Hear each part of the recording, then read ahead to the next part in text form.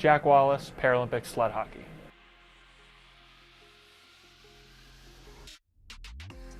I'm really excited to get over there and check it out. I can't wait. Got to go to Athens last year and explore some of the old, Greek ruins and stuff like that. So that's that bit of a history nerd. So all that stuff is really, really fascinating to me.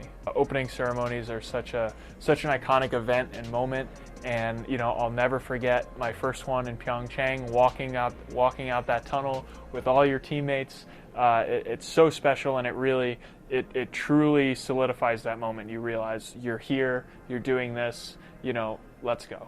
And there's so much history and heritage with the Olympics and the Paralympics, and I think it's just a testament to the event being able to expand and the creativity to get into some of these venues where it's not just a brand new stadium that they built just for the games, right? To be able to go into the culture of the country that's hosting the games and really experience part of their history and a part of their culture. I mean, there's so many athletes in the different villages. The logistics on that would probably be a nightmare, but I mean, it would be amazing if we got to experience some of those events at the same time, because the few times we have done events together, with like the White House visit and stuff like that, where you get the Olympics and the Paralympics to kind of cross over, it's always such a cool experience. There's a whole nother level of training and not just the physical aspect, but you have to learn and experiment with stuff and how to train properly, right? Because if most people, if they want to get a little extra cardio, you can just go for a jog, right? You can just go do that. I don't have that available to me,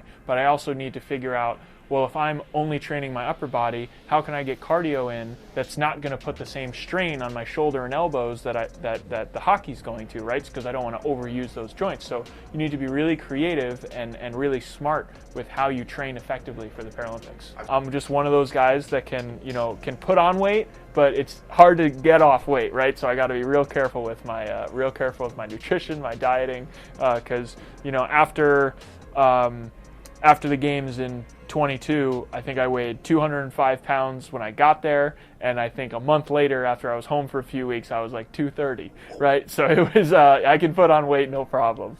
I mean, if you're a hockey fan, you're going to love to watch sled hockey because it's fast, it's intense, it's physical, and honestly, I think in some ways it can be even more entertaining than stand-up hockey, because in stand-up hockey, a lot of the game is dump and chase, right? Over and over and over again. Guys are just flinging the puck around at 90 miles an hour, and you don't really know what's going on, right? In sled hockey, it's a little bit slower. We're still skating at almost 20 miles an hour, right? It's not that much slower, but we are using our arms and not our legs, so you got to give us a break there.